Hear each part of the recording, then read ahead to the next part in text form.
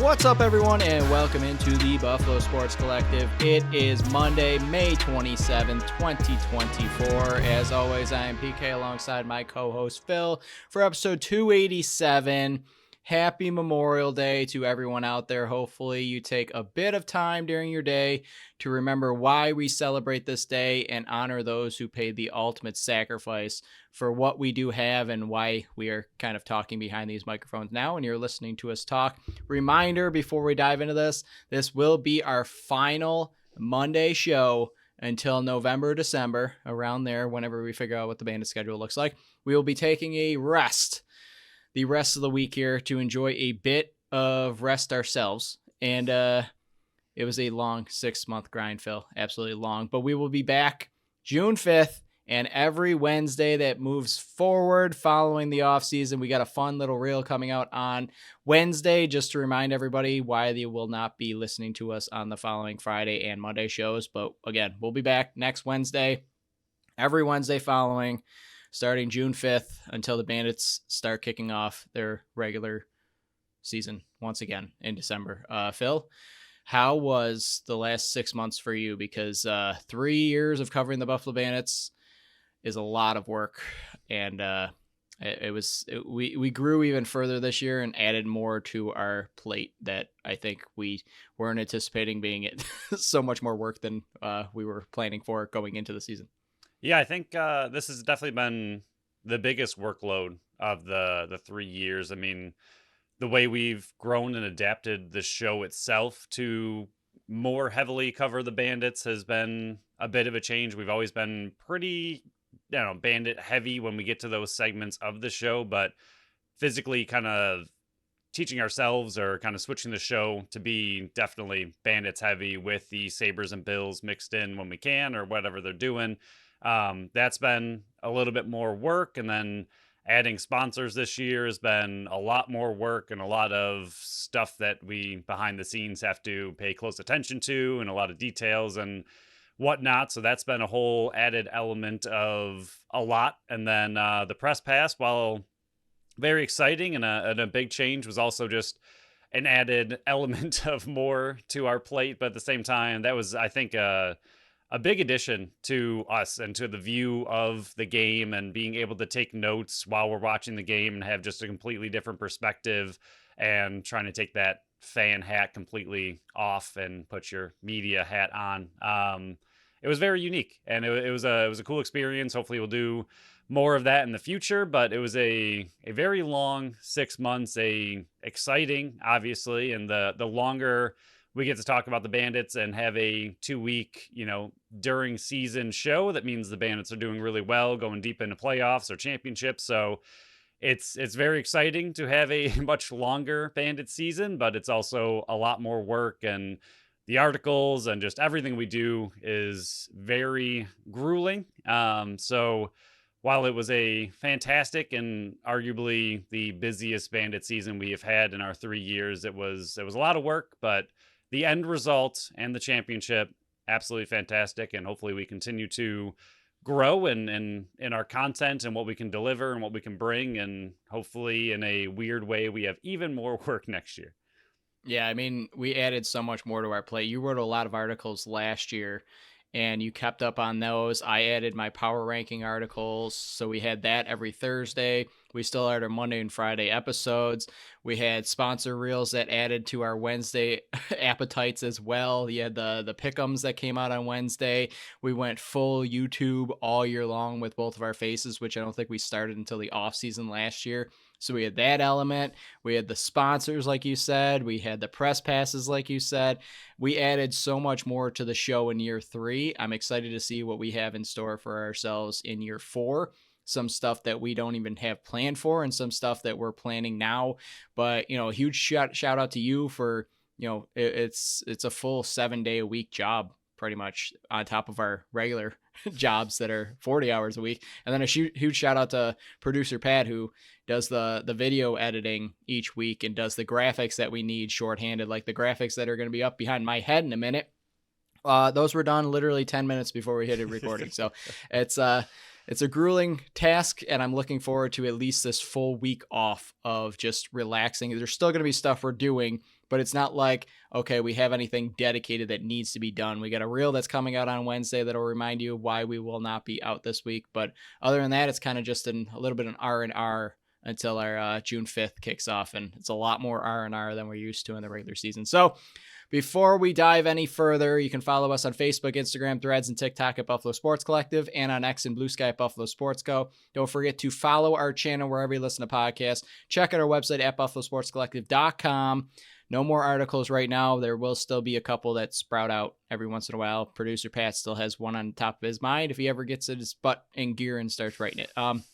You can check out our store on our link tree on all their social media sites, or at the top of the website by hitting that shop tab. You can represent the BSC on the go. And then the final one here, which will not apply to this show, you can look for the time breakdowns in the description of the show. I know I said it on the last show, and we're still fine-tuning it, and I'm still working on the graphic, but the Mad Maddie Minute will officially air on June 5th and every Wednesday that follows. So for those of you who missed last week's show, I guess I'll give you a little teaser. I said that every show moving forward, until we hear word on Mad Vince and what his plans are, I will be tossing out a legally binding thing that I will do for Mad Vince if he does come back and returns for a possible three-peat. So starting June 5th and every Wednesday moving forward, I will let everybody know what I will do for Mad Vince if he does, in fact, return. Phil, I got a long laundry list of things that I'm willing to do in return for Mad Vince returning for a possible three-peat and his 6th title and the 7th title to move Buffalo Bandits in first in the entire NLL. I mean, it's fair because we need him back. We need him back pretty badly. So, I mean, whatever we can do and whatever you can do to entice him to return for a potential three-peat, and I believe you said last week it was Dietrich that said he'd be the only person to three-peat twice in the NLL. Yeah, I mean, might as well. I mean, if there's one way to go out on top, which even if he three-peats, I mean, you might as well be the first person ever to four-peat, you know? Very true. So, I mean, he's never going to finish, ever. But yeah, I mean, you might as well come back for year 3, and I think, yeah, any way you can entice him to come back, I'll take it. I'll do my best. But as everybody sees, I'm a bit dressed up here. Got my suit coat and button-down tie here. Button-down tie. Yeah, there you go. My button-down shirt and tie. I just combined the two words to shorten this up. But yeah, it is our 3rd annual BSC Award Show. Welcome in. Sit back. Relax. We're crowning 9 award champions today on today's show. Just to recap once again, 11-7 regular season. Perfect through the playoffs, 5-0. And they are your 23-24 NLL champion back-to-back, and now 6-time Buffalo Bandits are the champions. Phil, are we ready to get started and crown some victors for the BSC Awards, which is the most coveted award known to entertainers and athletes worldwide? We are. And for those who have been with us for 3 years, this is a bit of an early teaser / spoiler, but we've had a lot of repeat award winners, and some of that might be changing this episode. Some of it definitely might be changing this episode. I do have the envelopes. They're right here. I can't even see what ready you're to doing. go. I was like, what is he doing over there?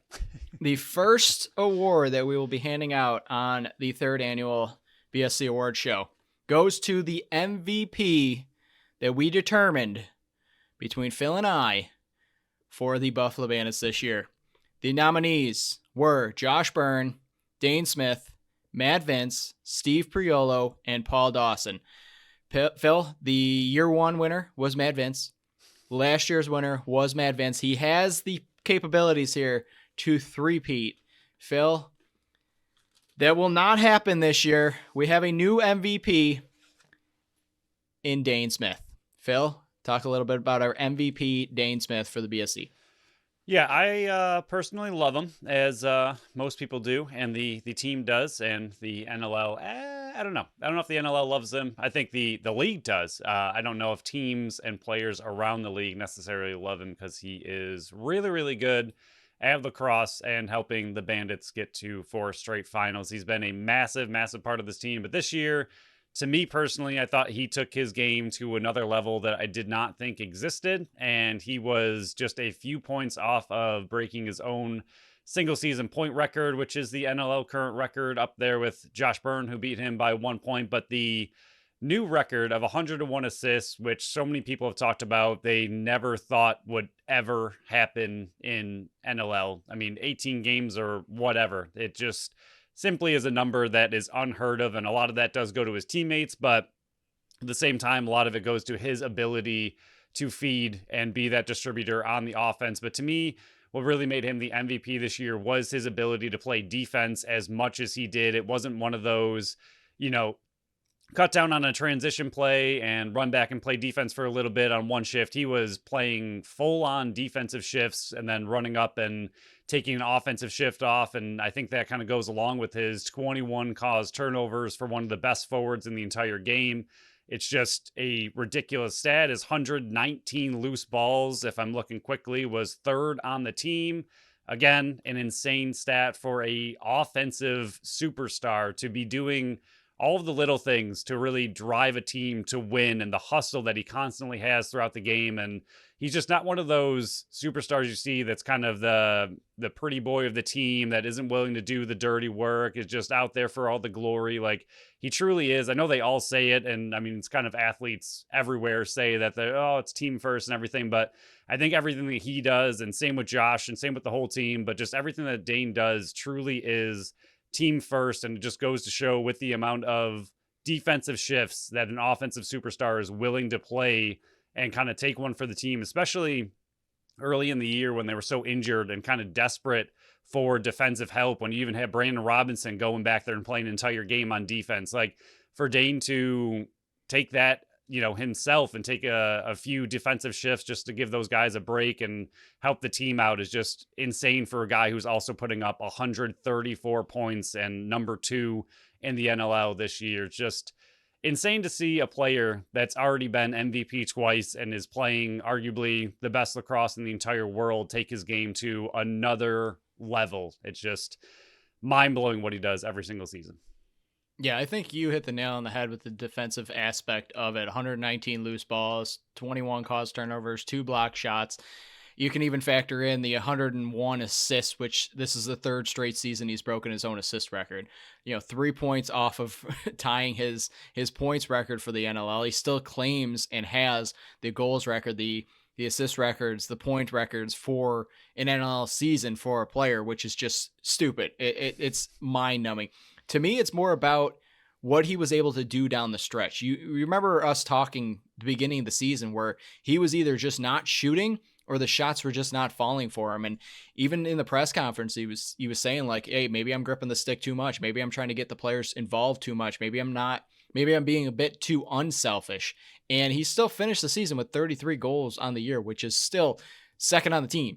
So him starting the season slow, but I think everything that he did on the defensive end of the ball, where they were hurt a lot this season with defensive players, and they didn't really get fully healthy until game 15, 16, 17 of the season. And then they weren't really thriving until 17 and 18 of the season, where you had Dane Smith that typically in past seasons, yes, he would go back there and play some defensive shifts, but because of how hurt they were back there, he was being relied on and calling his own number a few times more than in prior years. And I think he was using his, I know he started his career as more of a transition player. I get that. So he has that still in him, but I think he was using his mindset as an offensive player to be able to cause a lot of those turnovers. I know a handful of these caused turnovers were him chasing down the ball and catching a guy from behind and causing those turnovers. But a lot of these were on the penalty kill, where he's just stepping in front of lanes, getting it and going the other way. It's a lot of these are on 5-on-5, and he's stepping in front of those passing lanes, capturing those balls and going the other way. And This is what we were saying last year where we figured out that caused turnovers to us mean a bit more than loose balls. Loose balls are still important, but to us, caused turnovers are that much more important. And him walking away with 21, which I'm looking at now, tied for second on the team and only 3 behind Steve Perillo. That's pretty stinking good for a forward that's relied on to be one of those top point producers in the league. But this award definitely deserves, and I mean, all 5 of them were MVP candidates for a reason, but I think Dane Smith is the glue that held the offense together and moved this offense along. And when you have all the statistics that we threw out there, definitely deserves it. For just the second time, we have a new MVP for the BSC. Dane Smith, your award is in the mail. We will move on to our next award of the year, Defender of the Year.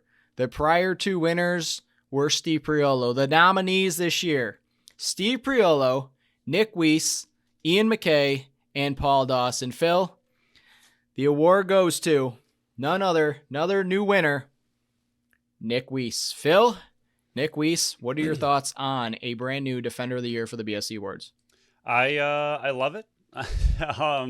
Steve Priolo still had an incredible year once again, but I think Nick Weiss was able to take his own game, which he's been one of the emotional leaders and one of just the better leaders on the entire team for a very long time. But I think he took his game to a new level. He had a career high in points, which I think just kind of illustrated the ability that he had this year to be a bigger transition player than I think we've ever really seen before. Yes, he's had decent seasons and he's had good amount of goals and assists and kind of transition play. He's always been a little bit. It's not like it came out of nowhere, but to see him, again, a player of his magnitude that has been playing at a very high level for a long time, once again, take his game to an even higher level is just insane. That these Bandits, who were champions last year, had a really good team, brought most of the core back, and then that core that already won a championship continues to improve, like a Nick Weiss, who ended up with 21 caused turnovers, similar to Dane, but also had the 13 blocks, the 113 loose balls, and the 29 points, which, again, career high. Just to see him as well take his game to another level is just really impressive. And I just think we saw a lot more transition while still seeing the really impressive defensive ability that he's had for a long time. But I think he stepped into that transition role a little bit more this season. It was good to see. And I mean, you saw him, jump up into the boards and almost go into the crowd. He's always been that heart and soul kind of emotional player. But even with that, he, I think, calmed down his penalty minutes a bit this year, similar to Steve Priolo, despite some of those games where the entire team ended up with way too many penalties. Even though him and Priolo led the team in penalties, I think they both still were able to calm it down quite a bit from previous seasons. So just a really, really well-rounded season from Nick Weiss.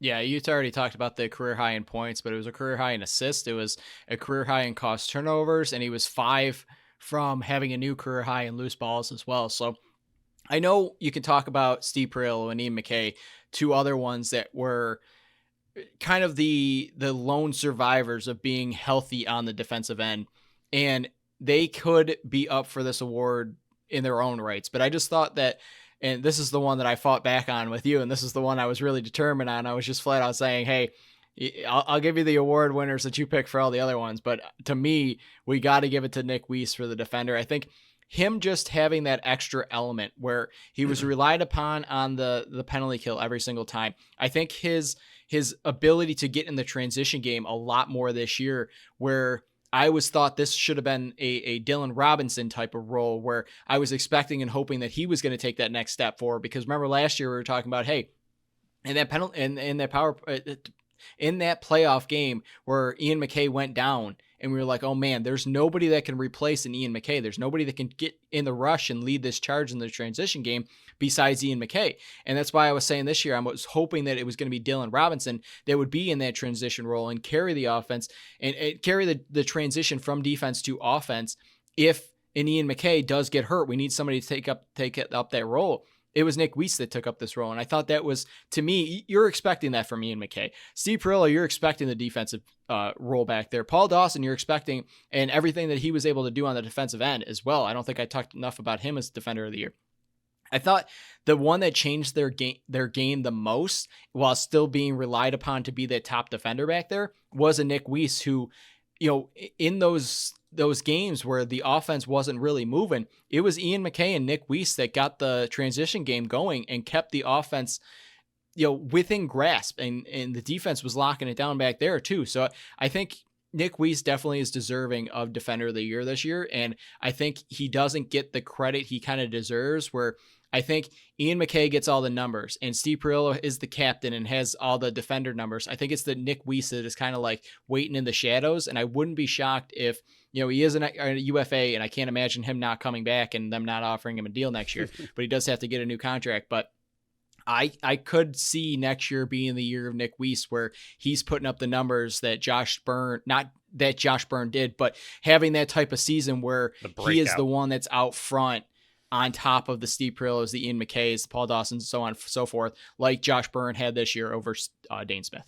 Yeah, before we move on, speaking of Paul Dawson, just one last time, and we all know about his block shots, so I'm going to bring it up again because that was his main focus since coming to the team and what he was really able to bring and really change. And even with the penalty kill, I think having him be one of the two towers was a massive addition. And heading into the season, he had 17 block shots and 22 with the Nighthawks. He had 10 with the Nighthawks in 23, and then combined between Colorado and Buffalo this year, he had 25, and then he had 12 in the 5 playoff games. So he almost had a career high in just the playoffs this year in those 5 games before this season. Then the 25 was already a career high between the two teams. So what he was able to bring to that block shot department, and who knows what his other seasons were. They didn't have block shots, really tracked before this, but just the element he brought, and then again, that veteran leadership and everything. That's why he was up for Defender of the Year. Yes, he wasn't here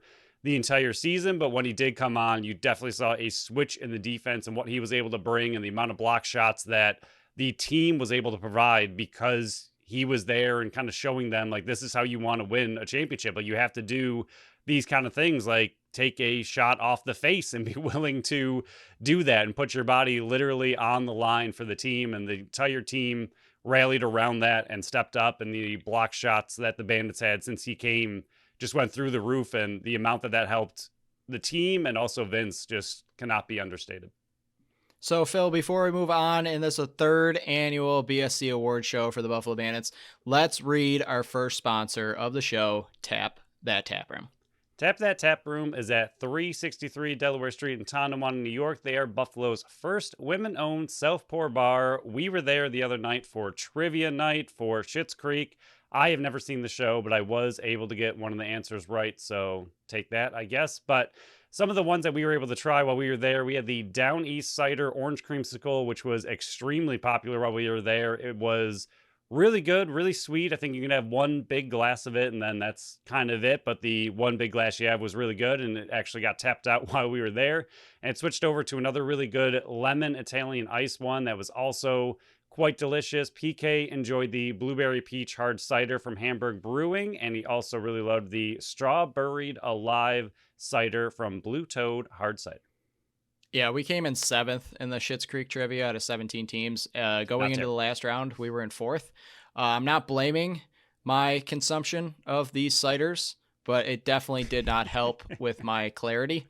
So we'll put 50% blame on that and 50% blame on myself just being stupid. That last round absolutely killed us, though. But, Phil, moving on past the Schitt's Creek trivia, congratulations to Tap That Tap Room on being nominated for Buffalo News Best 716 Neighborhood Bar. Make sure you get those votes in and support Tap That Tap Room by voting on the Buffalo News website.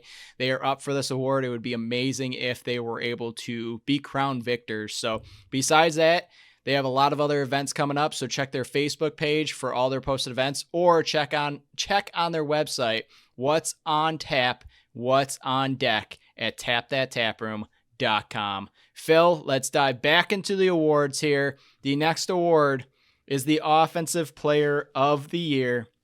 We had 6 nominees: Dane Smith, Chris Cloutier, Josh Byrne, Chase Frazier, Tehoka Nanticoke, and Kyle Buchanan. This is the next award that had a 3-time somebody looking for a three-peat. Dane Smith won the first 2 years. So let's see if he is crowned again or a new victor is crowned. This is the third straight award, Phil. We have a new award winner, Josh Byrne. Congratulations, Offensive Player of the Year. Yeah, he literally had the most points, so that is a big part of it, but Helps. not the it does help. It weighs it a little bit, but that's obviously not the only part of what goes into this award. But we'll go over the bold predictions on a different episode. But I did have Josh having a bit of a coming out party this year. The last 2 seasons, his points did go down last season, but he also missed games due to injury. So the last 2 seasons, his points per game has gone up in back-to-back years, and I just thought it was going to continue this year, and it did. But to see the breakout he had, I mean, it's one thing to continue getting better, and it's another to go from never having a 100-point season to 135 points and almost the NLL single-season point record. It's just, again, a team that won the championship, has incredible players. To see so many players on this team take another step forward when they are already the top team in the entire league, it's just still insane. Like, it's just so hard to describe. Like, when you think of a championship team, like, those players are playing at the top level that they can, but to see that team take another step forward is just strange. It's weird. I love it. But Byrne with the plus 50 goals, and then very similar to Dane, added a incredible 82 assists, which is just another monster number on its own. And what he was able to do for both shooting and assists. I mean, yes, the 50 plus goals is clutch, and he had 20 more than anyone else on the Bandits, which is a decent single season total if you just got 20 goals. But to see him also add the amount of assists he did with the incredible supporting cast that you mentioned were also all nominated for this award, because they all have the ability to be Offensive Player of the Year, not just for the Bandits, but also for, the entire league, if they weren't overshadowed a little bit by 2 of the best lacrosse players in the entire world.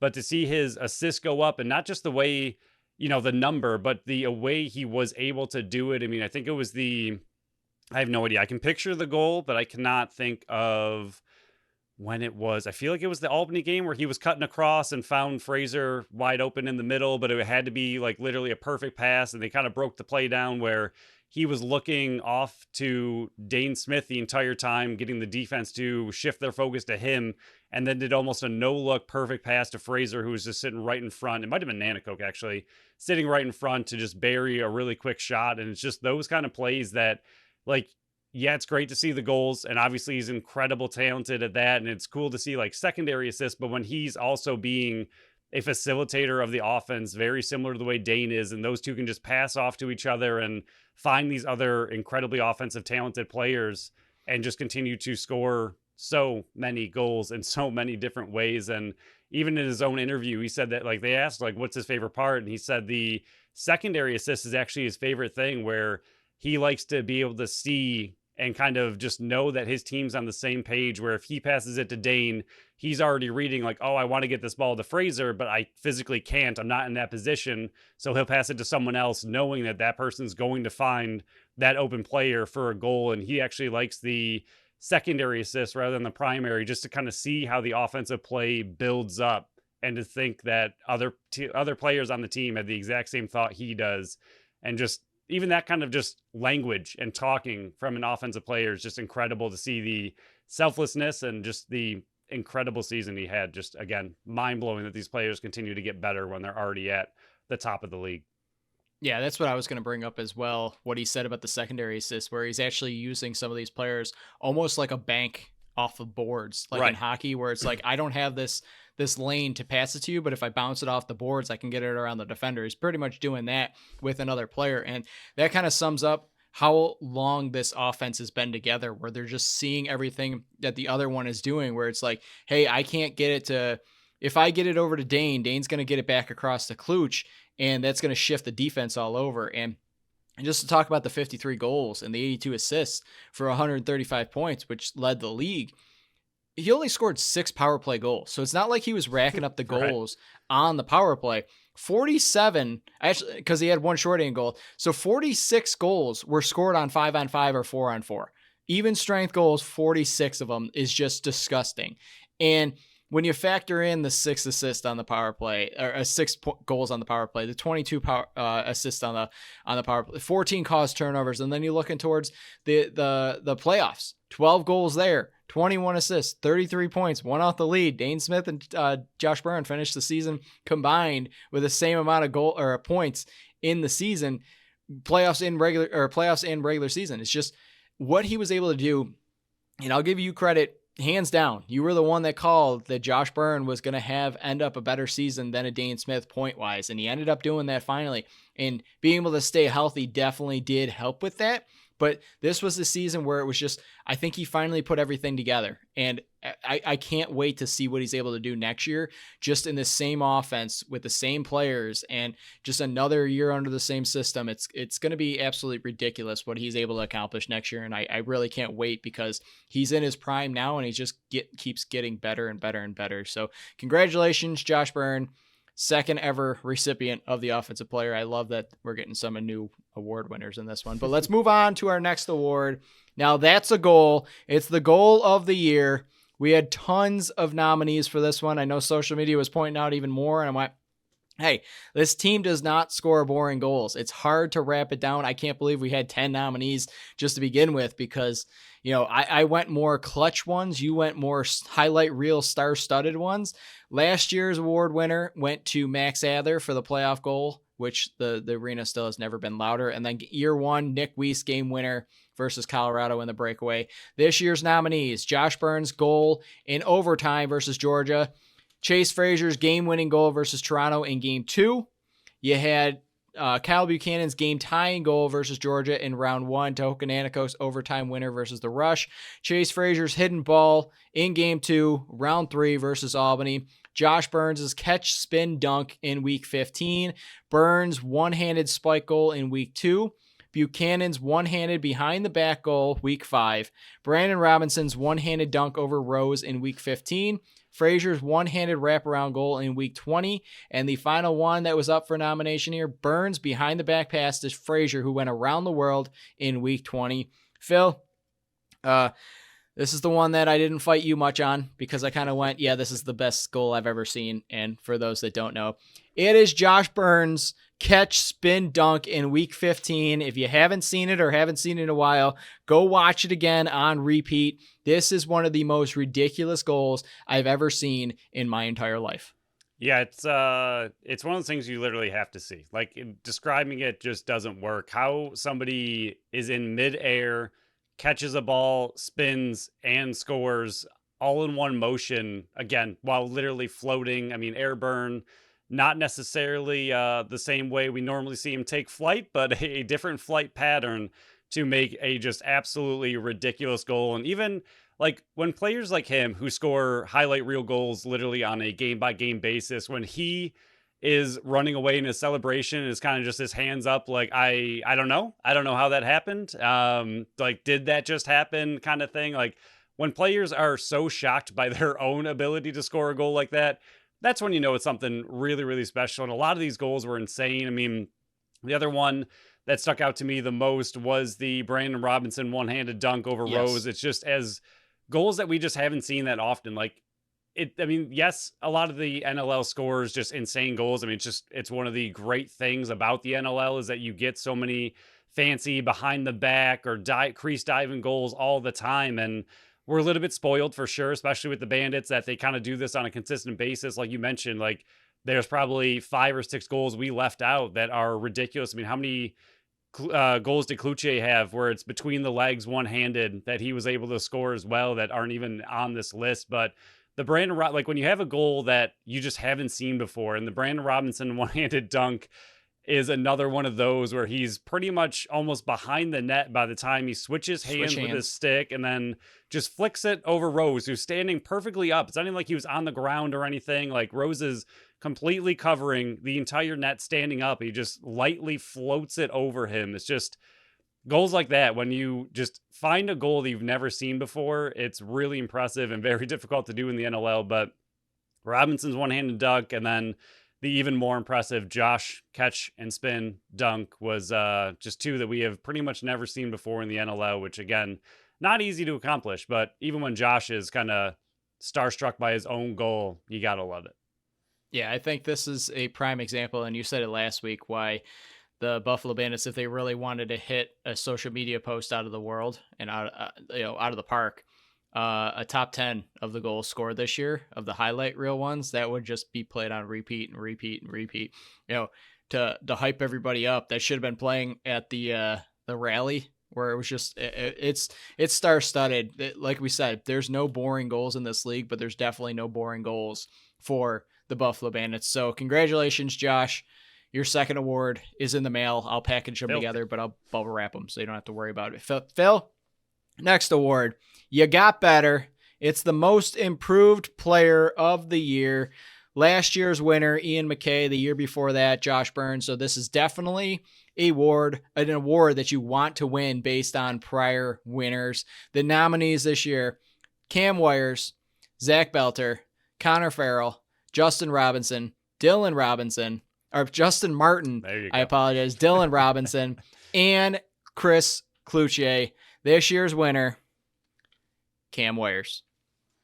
Yeah, Cam, I mean, I think it's going to be interesting between Cam and Zach, and we will discuss it in a different award a little bit later. But Cam had a very shaky start to the season, and we've talked about it a lot, where Johnny even mentioned it's not necessarily what you want to do to a rookie, especially a defensive rookie. I feel like the offensive ones can struggle for sure, but we've seen in Albany, especially some of the top, talented forward rookies can kind of figure it out. Whereas defense, I think it takes a little bit longer to adapt to the box game, the NLL game, the speed, and just everything you have to do, especially with a unit that was, yes, injured, but also has played together for so long. Like, trying to find where you fit on a team that has played together for that long is not easy. And he definitely struggled early on. He had highlights where you're like, okay, this is what we want to see. Like, this is a first round draft pick. Like, this is exciting. And then he had plays where you're like, all right, he's a rookie. And that was clearly a rookie mistake. He knows it. The team knows it. We know it. And you just kind of see it. And you're like, he just had a lot, the first half of the season, he had a lot of just great plays and then a lot of rookie mistakes. And that's going to happen to a player that, again, was just thrown into the fire. Like, the team is injured. We need a defender out there. Good luck. Go get him. Do your best. And I think especially when Dawson came on, but even before Dawson, I think he was slowly starting to figure it out. He was getting better. He was getting more steady as the season went on. And especially when Dawson came in, though, you could tell he made a huge impact on Wires and his veteran leadership and what he's able to teach him and everything that he brought also to Vince as well. I'm sure the communication between Dawson and Vince, I'm sure, also wore off a little bit on Wires and how to, what Vince is seeing versus what the defense is seeing and how to communicate with him a little bit better. I'm sure that was also a big part of it, but his ability to just kind of change his game when Dawson was there, kind of giving him that mentorship, you could see a huge switch in his abilities, and he got much more steady, and those rookie mistakes kind of disappeared and his ability really stepped up. And I think you could see his confidence also step up. I mean, he had, plays where he would get a penalty or something. He just didn't really agree with it. You could see that it was that I don't agree with it because I know kind of I'm right, or I don't think that was a mistake kind of thing, where it was just the confidence that he brought toward the end of the season, where I think he really started believing in himself and his ability and where he fit into this defense. And massive shout out to Dawson and Dietrich to bring Dawson in and really settle that defense down. I think it was a huge part of Wires, but Wires himself, I mean, you can get taught as much as you want. You have to accept that feedback and you have to run away with it. And I think he really did want to learn. You could see the difference he made and just the ability he had from the first 9 games to the second 9 games into playoffs. You could see a huge change for Wires. Yeah, pretty much what you just said there was, you can tell and teach a player so much, but unless they're able and willing to adapt to those changes that they need to make, their game's not going to improve. So you're looking at the numbers, 5 assists for a defender. That's pretty decent for a stay-at-home defender who he still was able to have some speed and get into the rush as well. 79 loose balls, 20 caused turnovers, which was fourth on the team, and then 21 block shots, which was tied for second on the team. But then I was one of the ones that was harping on him, and I'm like, you can only harp on him so much because he is a rookie, and they're kind of throwing him into the fire to see what they is. I mean, he took over that Bryce Sweeting role where it's right in front of Matt Vince. And that's a very critical role on the penalty kill. And Steve Dietrich talks about it all the time, where you're expected to make those block shots, and sending in a rookie like that, it's a hard thing to do. So you can only put so much, criticism on him because, he is a rookie. This is the first time playing NLL action and, in the box. And I know he just won a championship in the PLL, but PLL is different than the NLL.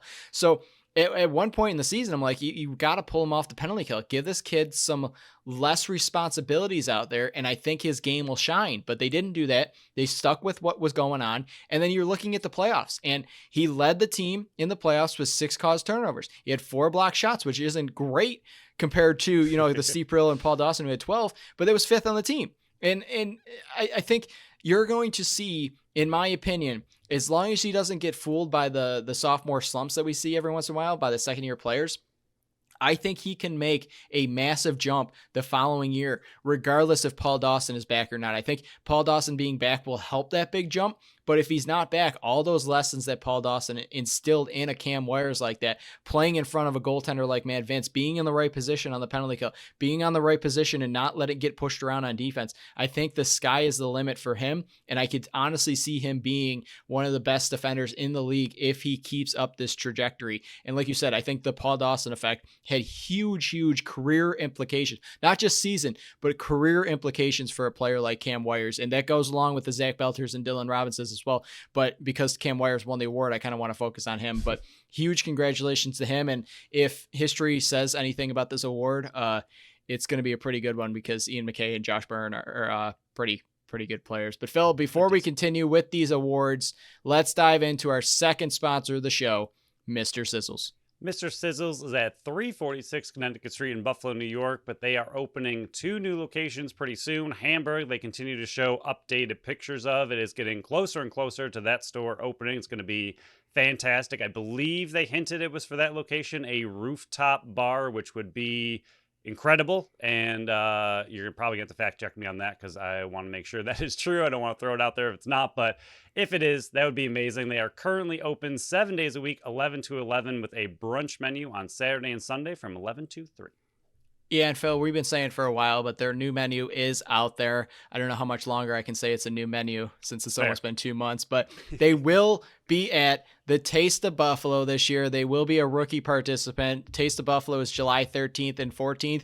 I typically don't go to Taste of Buffalo very often because of the crowd, and I'm not a very big people person. Groups of people kind of annoy me because people walk slow and so on and so forth. But I will definitely be trying to make it out there this year, not just to try the new menu items, but some of the returning ones as well for Mr. Sizzles. So if you have any interest in going to the Taste of Buffalo, or if you're like me and don't like crowds, you can check out their in-store in Buffalo. Phil already gave the address, but check out their menu on their socials or at mrsizzles.com. You will not be let down by what they put out of their kitchen, and the milkshakes are just delicious, especially with this hot weather coming in. Go cool down at Mr. Sizzles. Phil, we'll move along here. We got 4 more awards to hand out. We got a time's ticking on the last Monday show until December. Here's the next award. Get it, Rook/newbie. It goes to the Rookie of the Year or the Newcomer of the Year. This year's nominees: Cam Wires, Zach Belter, Corey Highfield, Paul Dawson, Emerson Clark, Connor Farrell, Christian Watts, Steve Orleman. What a flip from last year where we had to invite the newcomers because there was no rookies on this team. Last year's winner, Dylan Robinson, year 1, Tohoku Nanticoke. Good company to be in. Phil, the award goes to one only, Paul Dawson. Congratulations.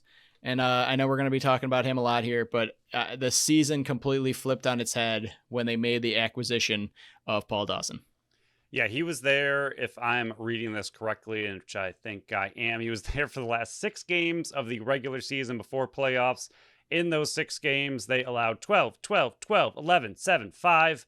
And that was 1 game before that. They allowed 14 in an overtime game, but obviously it didn't. They won, so it was just 14. That was the 9th ninth straight game of 13 plus. Yes. So right before he arrived, they were on a ridiculously bad streak of at least 13 goals being allowed. The second he arrived, and before he even honestly really settled into the team, they already got 12 and then 12 and then 12, which was a welcome sight, but it still wasn't great, right? I mean, 12 goals against, you're like, all right, it's better than 13, but still not where the Bandits should be, not where we're used to seeing them.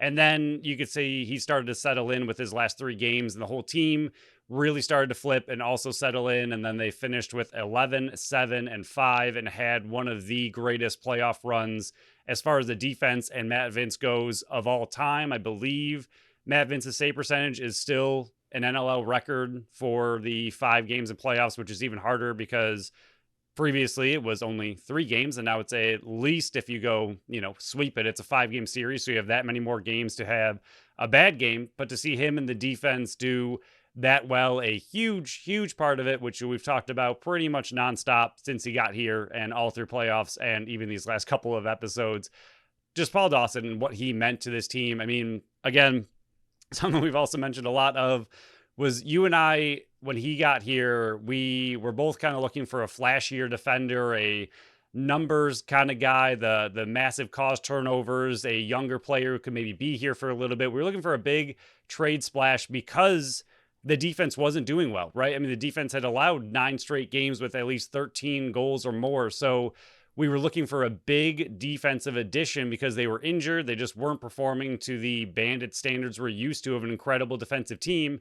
They brought Paul Dawson in. I was like, all right, it's not bad.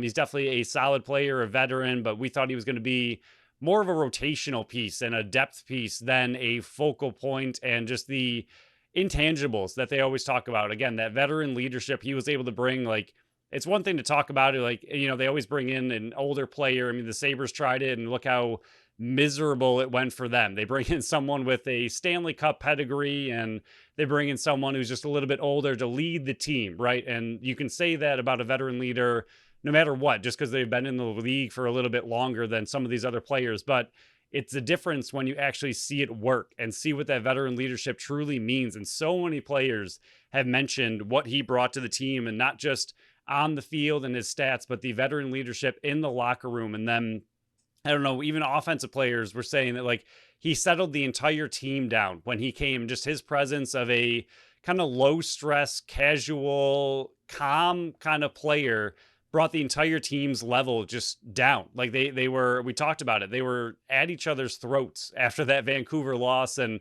really starting to get at each other. And a player like Dawson was able to just calm that entire locker room down, calm the defense down, get everyone on the same page, and just what he meant to this team, to the defense, to this championship run.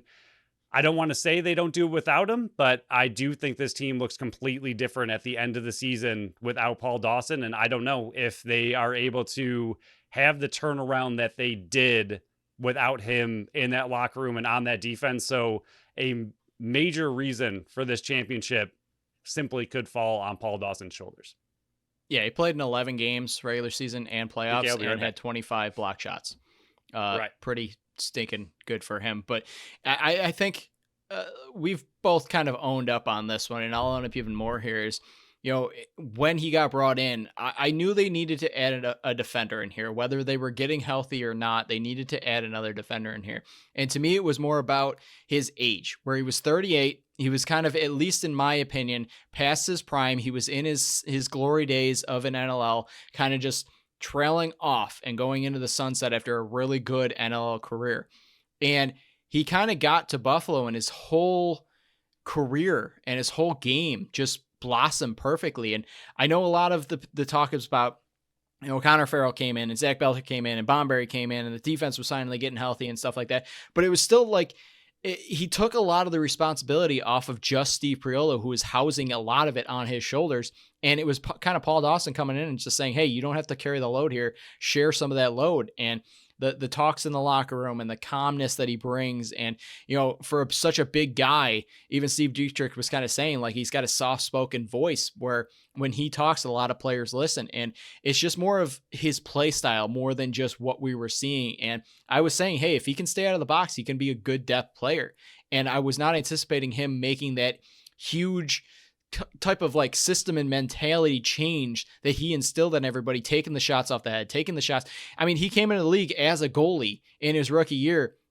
So he has those goalie intangibles where, he knows what to make those kind of saves. And even Vince was saying, it's not just like block shots. He's making legit saves out there between the legs with the stick and stuff like that. So I definitely think that as much as I would have liked to give this to a defender, because we kind of named it after a rookie is this award, I don't think, and I think you summed it up perfectly. Do they make the playoffs without Paul Dawson? I think they still make it because they were getting healthier and you were seeing signs on the defense. They were slowly getting better. Even in that run of 13 goals against, you could see the defense was slowly making the moves. They were just having some gaps in there. But it was the switch that when Paul Dawson came in and was in the lineup, that switch just clicked and everything went perfectly. So I definitely think he definitely deserves this award. Will he get it next year? No, because you're not a rookie and a newbie, but would definitely welcome him back. And it's a weird statement to say after what we were saying after the move was made, where it was just like, hey, this is an older player. You're giving up 2 draft picks, which to me really doesn't really matter.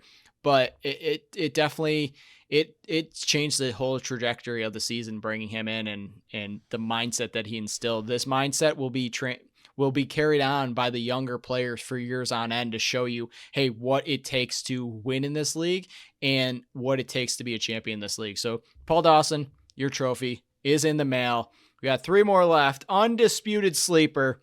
This is Phil's favorite award. Maybe next year we'll just name it the Phil Sleeper Award because Phil also likes to sleep. The nominees this year: Justin Martin, Brandon Robinson, Kyle Buchanan, Nick Weiss. Last year's winner was Brad McCulley. The year before that, Kyle Buchanan. This year's, and there's really no wrong way that any of these players could, if any of these players won this award, it would be definitely deserving. But this year's award winner, Justin Martin. Congratulations. Everybody will officially know your name now because you're the unspoken shadow figure on the defensive side of the ball. Yeah, I love that name for him. The kind of the ghost of the defense, and it's exactly what he is. Again, these are players that, other than Kyle Buchanan and Nick Weiss for that matter, but they're players that maybe aren't talked about as much, and especially the Justin Martin and Brandon Robinsons, their numbers, if you just look at the Bandits, like if you're an outsider looking at these stats of the Buffalo Bandits and you see someone like Justin Martin with 15 games played and pretty much no real stats to show for it. I'm not saying he has 0, but he has very low compared to the rest of the defense. You'd probably think, oh, he's not a very good player. He's rotational, doesn't get out there a lot. And all of that would be false. He is one of the best defenders on the team.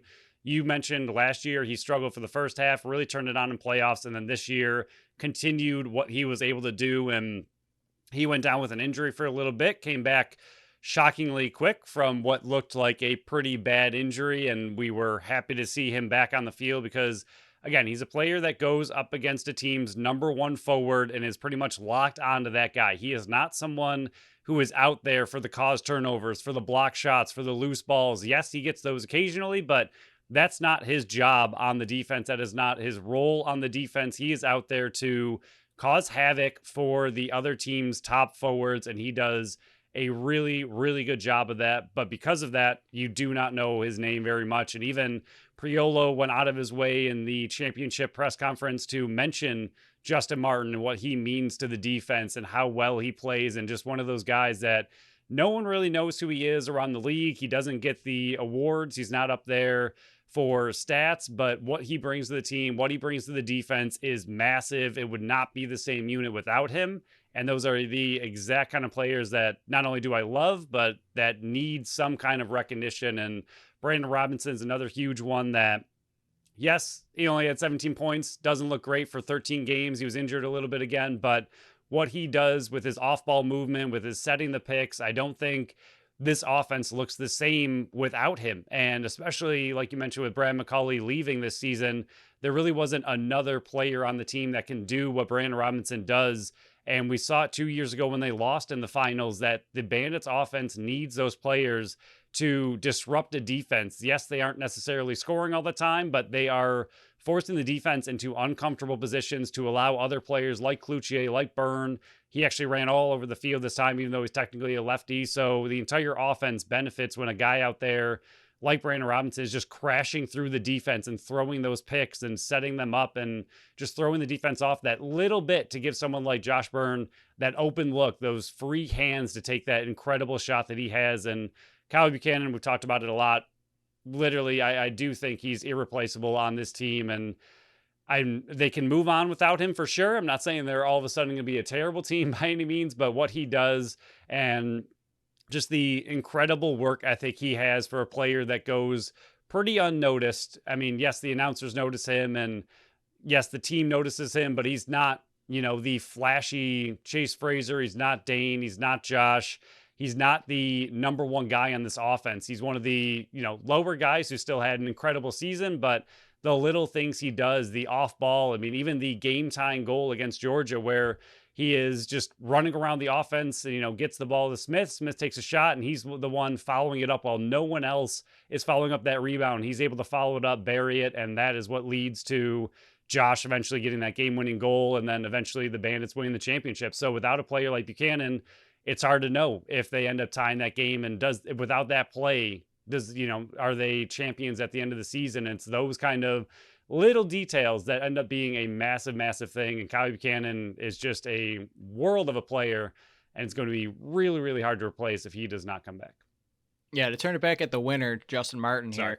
3 games that he missed, so 15 total games, 3 assists. It's one of the most he's had in his career as well. 23 loose balls, nothing to write home about. 11 caused turnovers, which was 6th on the team, and then 9 block shots. But when you're a lockdown defender like that, you're not expected to be hunting for those loose balls like the Ian McKay's does. He wasn't on the penalty kill very often, so he's not having those block shots. Yes, he's going against the number 1 defender, but you're trying to lock them down and make them make a pass, so you're not getting those caused turnovers. He's one of those, like I said, the shadow figures on the defensive side of the ball, where if you're not hearing his name, he's having a great year. And I was on his case last year where I thought he had a very bad regular season, where I thought, honestly, that there were better players that could have been out there in his place that probably would have had better career numbers and better statistical numbers in the games last year in the regular season. And I was dead wrong when it came to the playoff time. And he became one of those integral pieces of why this team won the championship last year. He was one of those integral pieces this year of why this team won the championship. The times that he locked down the Chris Boucher and the Jalen Rogers and the Tom Schreibers during the Toronto series, and he was out there locking down Ty Kurtz, and Ty Kurtz had a rough playoffs because a guy like Justin Martin was locking it down. Lyle Thompson, he was locking down Lyle Thompson, and he struggled in that game as well. Every player that you list on this struggled because Justin Martin was one of the pieces that was locking him down. He was not the only piece, but he was one of those noticeable pieces where, for the good reasons, when you're like, man, Jalen Rogers can't get to the net here. Man, Tom Schreiber is not getting to the net here. And it's because Justin Martin was on his case a lot of the times. If you're trying to become a lockdown defender in this league, you're going to want to watch Justin Martin's game, because there's very, very small there's small amounts of his game that it's like, you could have done this better. But the majority of the time, he is locking down their top player and, shutting them down. So congratulations. Finally, after 3 years, Justin Martin is the undisputed sleeper, and he's always been, but he's finally the BSC undisputed champion. So Justin Martin, your trophy is in the mail. The next award, we got 2 more. Give me more. It is somebody that we want to see more of or needs to step up. Last year's winner, Sam LaRue. Year 1, Brad McCulley. Not the best examples on this one. Sam LaRue can't get in the lineup, and Brad McCulley is in Vancouver. So take that with what you want. This year's nominees, Matt Vince, Zach Belter, Dylan Robinson, Cam Wires, the 2022 class, or the savvy veteran in net. This year's award winner, it's pretty clear and obvious. Matt Vince, come back, buddy. This is the reason you're getting this award, is not sending you out the door. We want more. We want more. Not showing us more. We just physically want more of you in the lineup. Matt Vince, please come back to the Buffalo Bandits next season. Yeah, I mean, there's really not much to say about this award. Everybody knows how, well, I don't know if everybody knows. A lot of people were calling for Matt Vince to get out of the lineup early in the season. We know who you are. Because, the team was struggling. We talked about it a lot, the 9 games of 13 or more, but everyone putting all of that blame on Vince was ridiculous, as he was still having pretty decent games. And even when we were going through a lot of those breakdowns game by game and going over, what goals did Vince, maybe want back, or what goals were a little bit softer that he should have had. A lot of games, there really weren't too many where you were just looking at it like, oh man, he let in 3, 4, 5 goals that he really shouldn't have. Most of the games, it was like 1, maybe 2.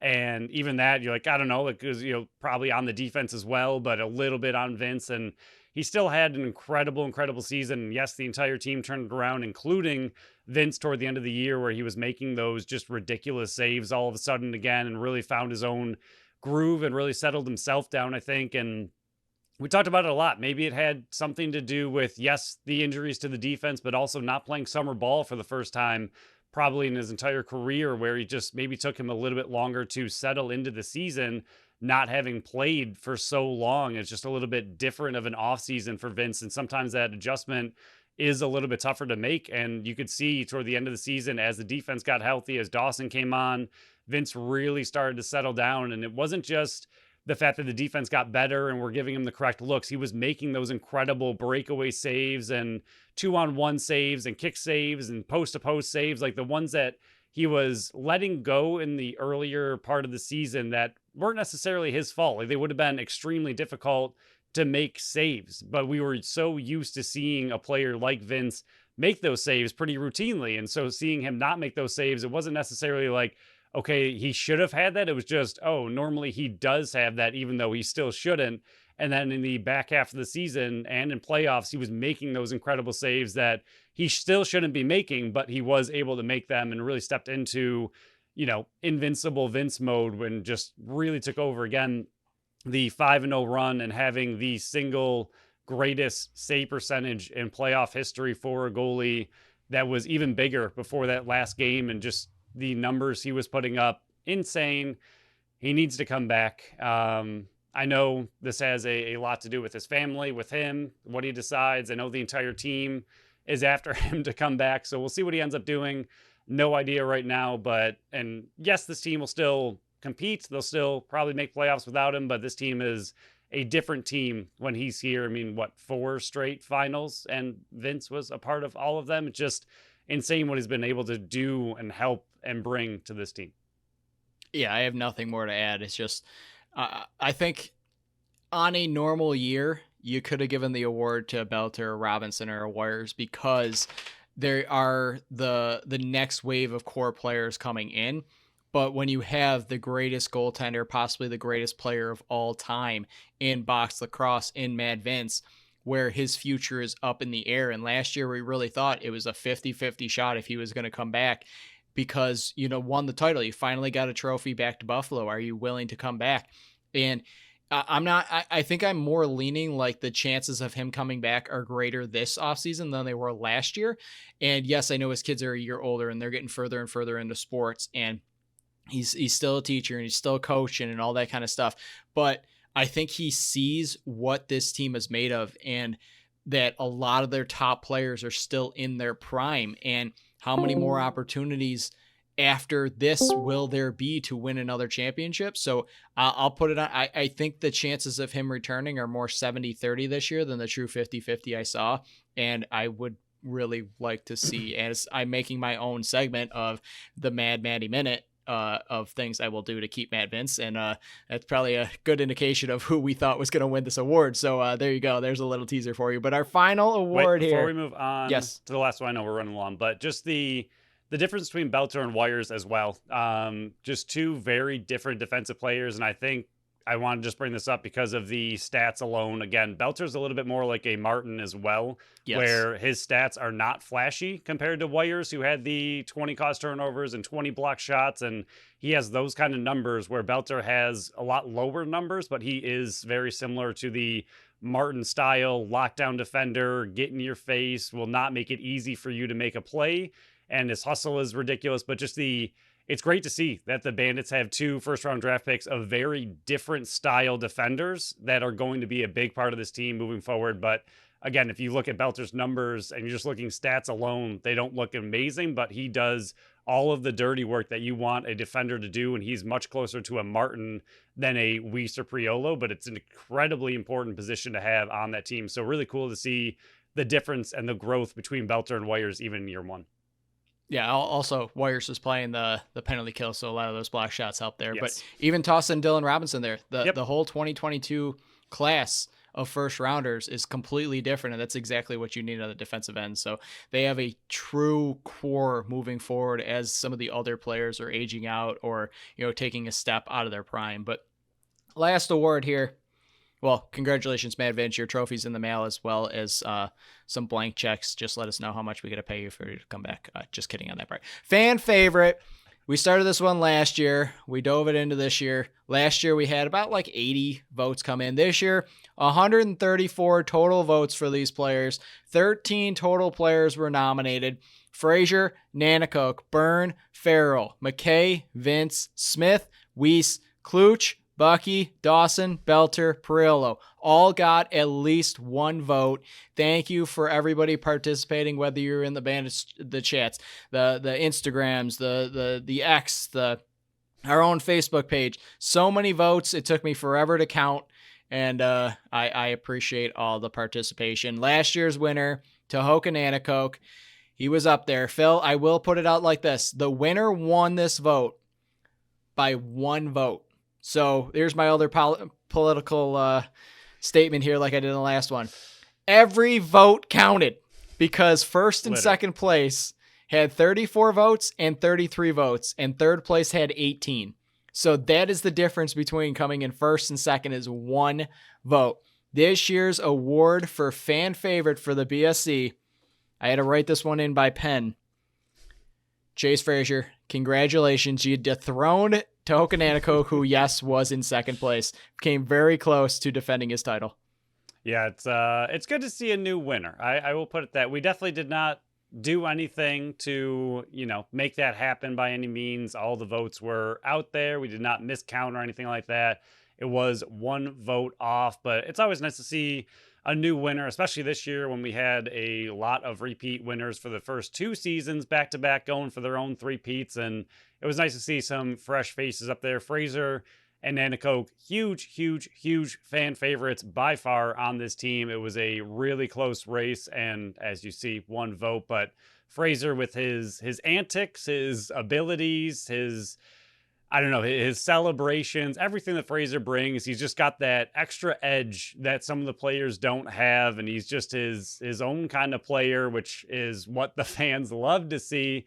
And I mean, even in the championship final, that no hidden ball trick goal where he's immediately taunting Albany and gets a penalty and just laughs it off and is having a great time.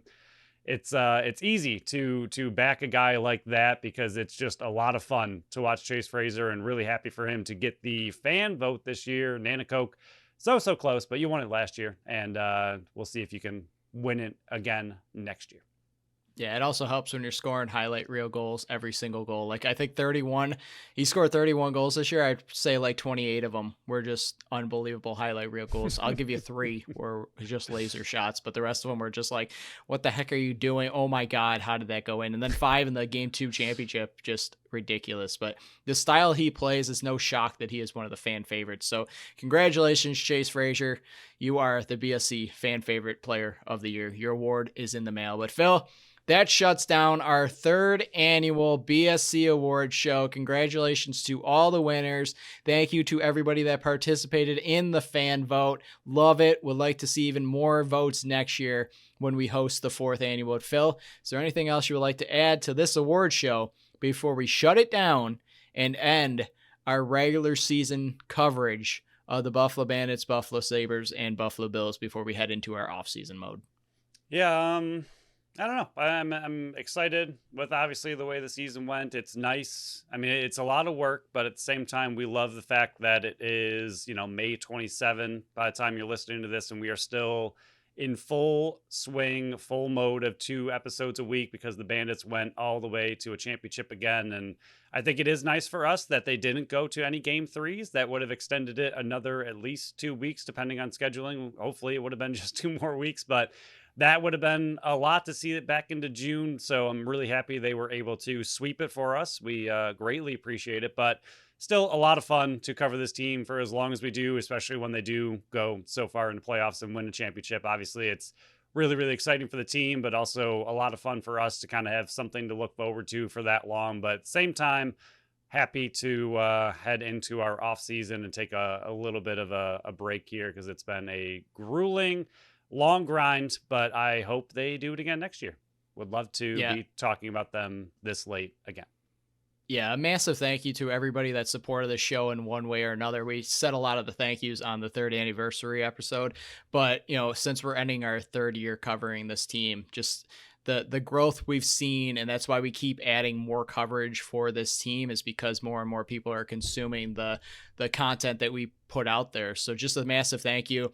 Whether you hate us, whether you love us, don't really care. It's all about getting more coverage for this team and this sport. So if you find there's another podcaster, there's another person that covers the team whatsoever, as long as you're consuming the content and the coverage for this team, we do not care. We prefer if you came from us, but if there's another source out there that you absolutely love, it no matter what it is, it's growing the game, and we perfectly love that. And it's growing the sport, it's growing this team, and this is the most coverage we've seen of this team since we started this more than 3 years ago now. So massive thank you to everybody out there.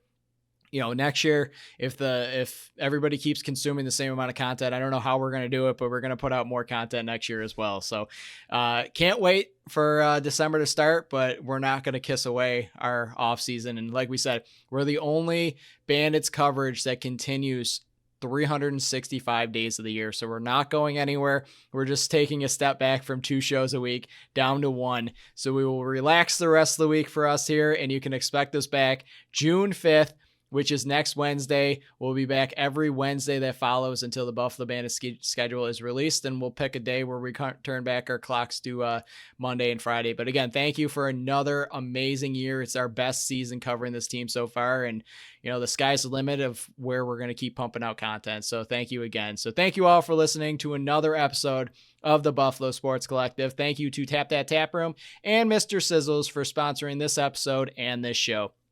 Follow us on Facebook, Instagram, Threads, and TikTok at Buffalo Sports Collective, and follow us on X and Blue Sky at Buffalo Sports Co. Visit our website at buffalosportscollective.com.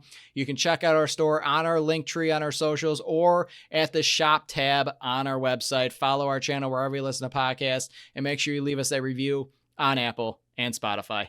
Until June 5th, bye-bye.